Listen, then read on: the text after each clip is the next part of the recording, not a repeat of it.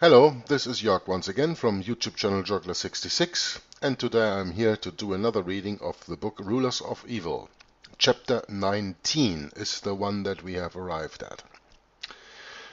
Before we go into chapter 19, I don't want to delay anything, but in the book there is a little chart, a chart that goes over 2 pages that explains a little bit what happened in all the time of the Generalate,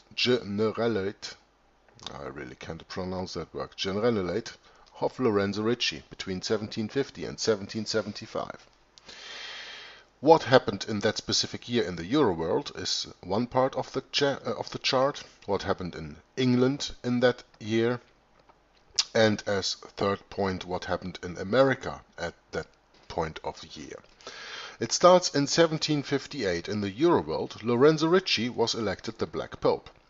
Clement XIII was elected Pope, and John Carroll begins teaching at St. Omer's, which is in Flanders, so we are speaking about the Euro world still. And Pombal, from Portugal, denounces Jesuits in Portugal. In England in 1758, Benjamin Franklin in London seeking greater British presence in Pennsylvania. King George II obliges by plunging England into the French and Indian Wars. Carroll graduates in civil law from Jesuit College in Paris, arrives in London for more legal studies at the Middle Temple. That is something that you can still visit today within the city of London, that square mile, the Middle Temple, that is where the crown is owned. The Queen is not the owner of the crown, you know, but that's another subject. In America in 1758, colonies were very happy. Haha! Seeking greater British presence, yet Sam Adams begins organizing against Great Britain. Gadsden in South Carolina, Harnett in North Carolina, Patrick Henry and Jefferson in Virginia, and Thompson in Philadelphia follow the suit. In 1759, the Jesuits are expelled from Portugal. Voltaire bashes Jesuits in 2 hit plays and pans, and Ganganelli becomes cardinal under Ricci's sponsorship in 1759 in the Euro world. In England, in the meantime, George II's grandson, the Prince of Wales, matures under the spiritual direction of Lord Bute. And in America in 1759, we read that Thompson formalizes Young Junto, a secret club for young men interested in useful arts and sciences, cloned from Franklin's Junto and akin to Sam Adams' Causes Club in Boston. In 1760, the Jesuits are under attack in Spain in the Euro world, and in England, George III takes the throne upon grandfather's death, and Bute runs the parliament through, quote-unquote, the king's friends, as you remember from the chapter we read. In 1760, in America, the people are happy to be English subjects. Colonists are peacefully ruled by a little pen, ink and paper led by a thread. In 1761, in the Euro world, the Jesuits are condemned in Spain. In England, Bute, virtual head of the British government, chooses mate for George III, Queen Charlotte of Mecklenburg. And in America in 1761, the writs of assistance imposed on colonists by King's friends, John Adams considers this the commencement of the controversy. In 1762, we have the Jesuits condemned by French Parliament. John Carroll transfers to Bruges in Flanders. We have no news from England in 1762, but so we turn to America, and there it says Benjamin Franklin returns to install postal system connecting southern Virginia with eastern New England. In 1763, Febronius publishes State of the Church, calling for reunification of Protestants with Catholics in states under the papacy's spiritual direction. Yeah, of course. That's exactly what Vatican II is all about. That's exactly what all today is all about. All the so-called politics within the so-called Protestant churches. Protestant? My eye! They don't protest anything. No! Febronius publishes State of the Church, calling for reunification of Protestants with Catholics in states under the papacy's spiritual direction. This is exactly what we are living in today, people. Okay, 300 years later, but who cares? Who cares? They succeeded. They succeeded totally because Protestantism as it was, Protestantism as it should be, is dead at this moment. And we have to resurrect it. 1763 in England, England wins French and Indian wars, but under terms of Peace of Paris, negotiated by Lord Bute, is cut off from any European alliances and made object of colonial resentment. Bute was forced to resign. So England actually isolated itself, especially by this peace in Paris that Lord Bute was responsible for. And we all know who stand behind Lord Bute, right? I mean, this is why I'm reading the chart to you anyway. 1763 in the United States of America, or no, I should say America, the United States, that wasn't existent at that time, so in America, colonists resent England's grant of land to France under the Peace of Paris. The secret clubs agitate against England. In 1764 in Euroland, Pope Clement XIII bans Febronius' book. Yeah, blown cover as cover, remember? Pope Clement XIII bans Febronius' book, and Louis XV suppresses the Jesuits by royal edict in France. 1764 in England, Bute picks Grenville new prime minister, and Grenville increases duties on colonial imports, and Carroll leaves England for Maryland. In 1764 in America, Franklin returns to England to lobby for Pennsylvania's becoming a royal colony. Colonists resent Grenville's measures, smuggling increases, and Grenville brings Admiralty courts inland. Sorry, England. In 1765 in the Euroland, Pope Clement XIII, authorizes Office of Sacred Heart, a Jesuit cult which holds believers responsible for reparations for the sins of the world, payable through prayers, penances, masses, and social action. Yeah, that reminds me a lot of 2015, the Sacred Heart, a Jesuit cult which holds believers responsible for reparations for the sins of the world. Why does that remind me of 2015? When our beloved Antichrist Pope Francis came to the United States of America and held his speech in front of the United Nations and tell us how responsible we all are for the sins that we do against the world by matter of pollution and by his quote-unquote global warming agenda. If you believe in global warming, do you know that you deny Christ?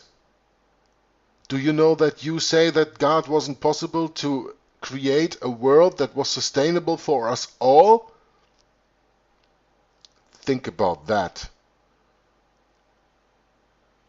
God was not in any way or form short in anything in the creation of this world. Even what man does today, okay, the pollution is there, I do not deny that, but carbon, CO2, is not a gas that heats up global warming.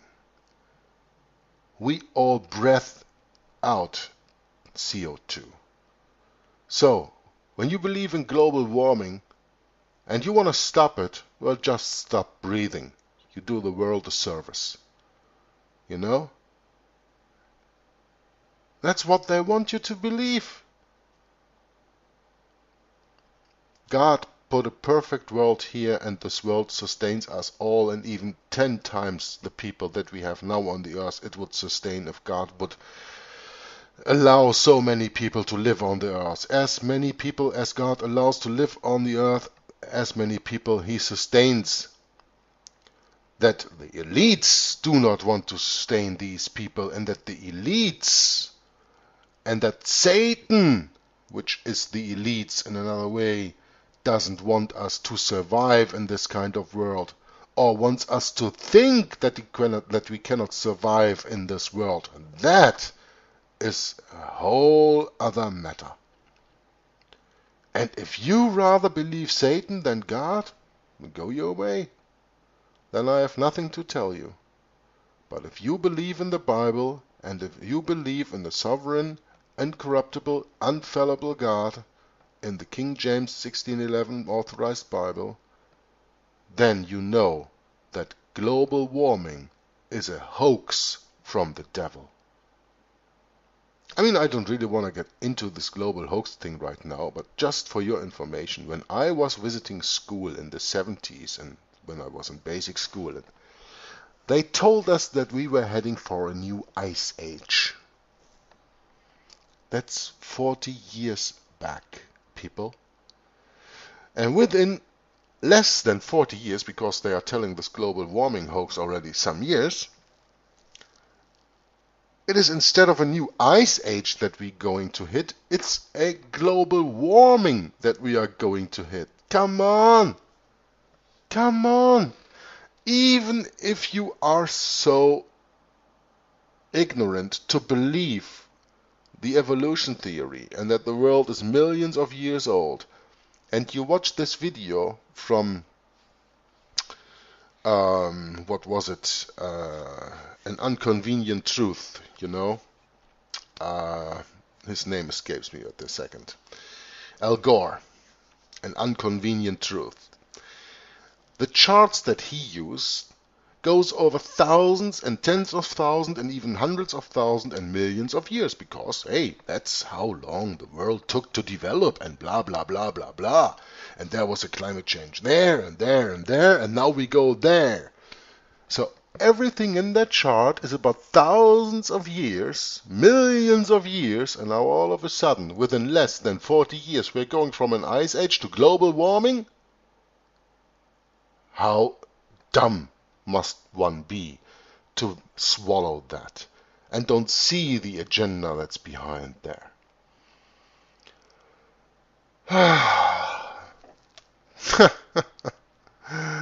Sacred Heart, a Jesuit cult which holds believers responsible for reparations for the sins of the world, payable through prayers, penances, masses, and social action. That's exactly what the Pope preached in 2015.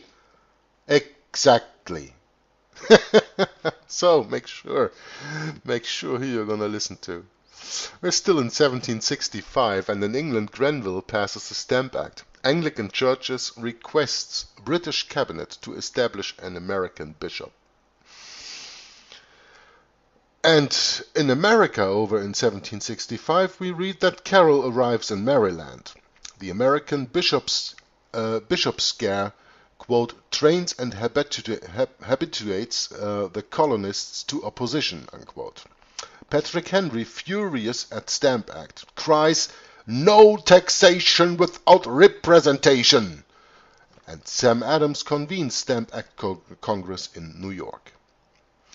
We turn to 1766, that's 200 years before I was born, and in the Euroland we have Pope Clement XIII appoints Jesuit Giovanni Braschi the treasurer of the Apostolic Chamber.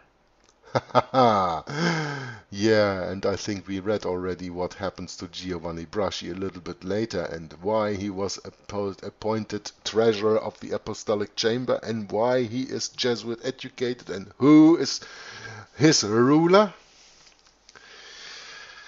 And the same year over in England, Grenville falls.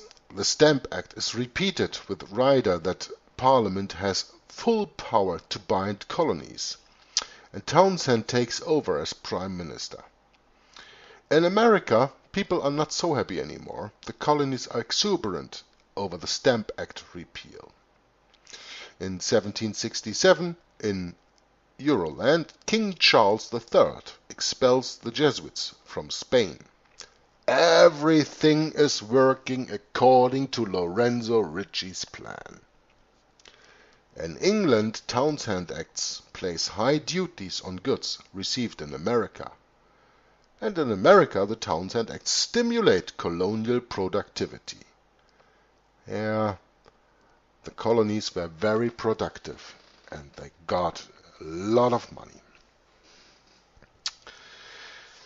In 1768, the Euro world, Jesuits were expelled from other Catholic countries. He doesn't even mention them anymore. Doesn't matter. But who is behind the expulsion of the Jesuits? Ask yourself that. In England, the first Encyclopedia Britannica is published. That is very interesting to know. And it would be very interesting to get a copy of the first Encyclopedia Britannica, or one of the first prints in the 1800s, as you can see, as 1768, so in the 18th century, from 18th century editions, I mean. Because things that are written in there, wow, I guess you can read a lot of stuff that even doesn't so quote unquote exist anymore today, because they turned it all out. That's an interesting point. 1768. You know, when I look up dictionary on the internet, I go to Webster's, and I go to the Webster's 1828 online edition. You can find that online. A friend of mine over there, I think it was Brett who told me that sometime, he bought it for, I don't know, $40 or $60 dollars. Sorry, Federal Reserve notes, including shipping. He paid about $100 or something. He's got it in his hand. I don't have it, only on the internet, but it's interesting when you do a word search on these dictionaries, what they come sometimes up with, what kind of explanation, and when you look up a modern dictionary, what kind of explanation they give you on that. Anyway, where was I? 1768, United States. Now, that's still not the case, but America. The productivity and self-support help raise comfort level of separation and independence among colonists. Yeah, you know, first you gotta make money, you gotta be rich, you gotta be happy, and then you go to war to defend all that, what you think is worth defending. That's nothing what the Bible says, but that's what people think, you know. Productivity and self-support help raise comfort level of separation and independence among colonists. I agree with Tupper Saussy when he writes this here. The colonies were at that moment very productive, and people got rich, and people felt good, and they had to fear somebody will take that away. Well, they were right. They only didn't see where it came from. It was the same old devil as it was before. It was Rome, not England, that was right after your money. And Rome got it all, certainly today in 2015. Now, 1768 for the second time, so maybe that's a little printing error, and he means 1769 anyway. The day before meeting with European powers to discuss the dissolution of the Jesuits, this is what happened in Euroworld at that year, Pope Clement XIII dies suddenly, and Ganganelli is elected Clement XIV, and Rothschild of Rothschild appointed the guardian of Vatican treasury. John Carroll ordained a Jesuit. All this happened in 1768 or 1769. I take this as a printing error because there's no need to write 2 times 1768. In England, well, you can look up the original Encyclopedia Britannica, 1768, maybe it's in there. Surely in the later edition. No, it's only in the Encyclopedia Judaica. Anyway, 1769, I continue here. Townsend Act in England. Townsend Acts costing more to enforce than revenue returns. So the English finally woke up. Hey, we are taxing, and it costs more money to enforce to get that money than we make of it. So maybe we shouldn't do it. Benjamin Franklin now representing Pennsylvania, Georgia, and New Jersey and London. And in America over we have Thompson opens a rum distillery near Philadelphia. Yeah, rum, alcohol. What's it all about? Huh? Rum, tobacco, tea, coffee, all drugs that God told us not to use. Did you recognize that for once? What's it all about? Huh? You had your tea war, and tea is a stimulating drink. Like coffee. Like cigarettes, tobacco, like alcohol, rum, whiskey, whatever. Wine, port wine, whatever. All things the Bible tells us to lay away of, to not lay our hands on. And Thompson opens a rum distillery near Philadelphia. Well, okay. Now we go to 1770, and for once in the Euro world we have no thing happening, but over there in England, of course, because that's also in Euroland. In England, Franklin adds Massachusetts to list, making him chief spokesman for American interests in England, and the Townshend Acts repealed. Also in 1770 in America, the Redcoats fire into an angry Boston crowd. The Boston Massacre becomes the symbol of British tyranny. Do you remember the Boston Massacre? When the Redcoats fired into an angry Boston crowd, and that Boston crowd, all they did were they were throwing snowballs. Snowballs! And the answer was cannon fire. Or gunfire, let's say. Not cannon fire, gunfire. Yeah.